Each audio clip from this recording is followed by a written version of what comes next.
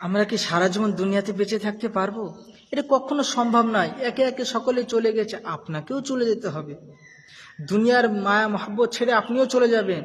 আজ আপনি যাদের জন্য এত ছোটাছুটি করছেন, এত খাটাখাটনি করছেন, যার ফলে আপনি মসজিদে এসে আল্লাহকে ডাকার সময় হচ্ছে না আপনার, কিন্তু কাল কিয়ামতের ময়দানে যেদিন আপনি একটা নেকির জন্য ছোটাছুটি করবেন, সেদিন কি হবে জানেন?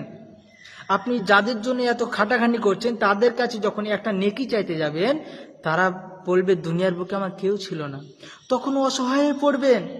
তাই বলি ভাই, এগিয়ে আসুন ইসলামের পথে, এগিয়ে আসুন মসজিদে। মসজিদে এসে আল্লাহকে ডাকুন, ইমানটাকে মজবুত করুন। আমরা যেন ইমান নিয়ে কবরে যেতে পারি, মরার আগে যেন আমাদের ইমানটা মজবুত হয়, মৃত্যুর সময় যেন কালেমা নসিব হয়। এগিয়ে আসুন ভাই মুসলমান, মসজিদের দিকে এগিয়ে আসুন ইনশাআল্লাহ।